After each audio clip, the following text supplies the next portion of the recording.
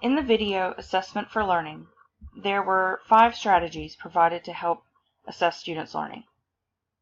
1. Clarifying, understanding, and sharing learning intentions. 2.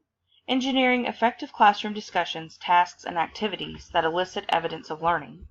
3. Providing feedback that moves learners forward. 4. Activating students as learning resources for one another. 5. Activating students as owners of their own learning. In the preschool setting, I can definitely utilize several of these strategies to perform formative assessments. Using the first strategy, I can compare examples of my students' work to evaluate the progression in certain domains and evaluate their overall progression through questioning strategies. I can implement the second strategy in the classroom by asking students questions in small groups about lesson content.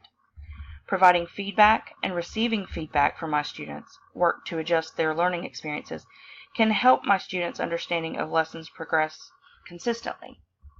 After performing initial observations, I can identify students that understand the content and place them in groups with other students that are struggling to allow them to collaborate during group activities, to learn from each other, and grant me time to help students that are right on the cusp of full understanding. I would definitely like to work with each student on completing a logbook in order for them to see their work and their progression. This will allow us to work together to see where they are mastering concepts and what areas they need help in. Allowing them to discuss their academic progress and strategies that they think will help them accomplish goals will instill ownership of their own learning.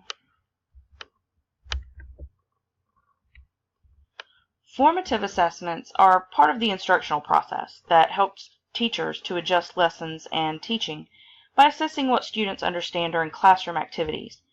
In my preschool class, this can be accomplished via observations, using criteria and setting goals, and questioning strategies.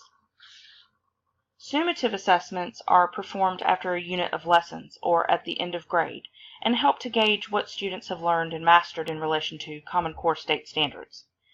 These include benchmarks, standardized tests, and semester exams.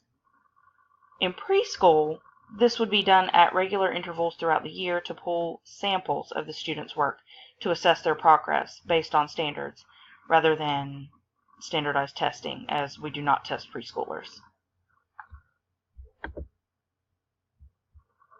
Formative assessments allow us to provide opportunities for deeper academic development and understanding, and lead to the summative assessments that evaluate the outcomes of the students' learning.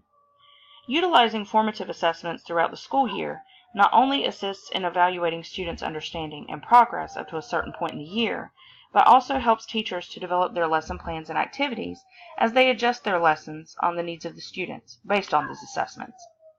For instance, using the Common Core state standard for math, kindergarten CCA1, labeled as counting to 100 by ones and by tens, we can provide lessons and evaluate the students' understanding of number names and counting sequence through practice and observation.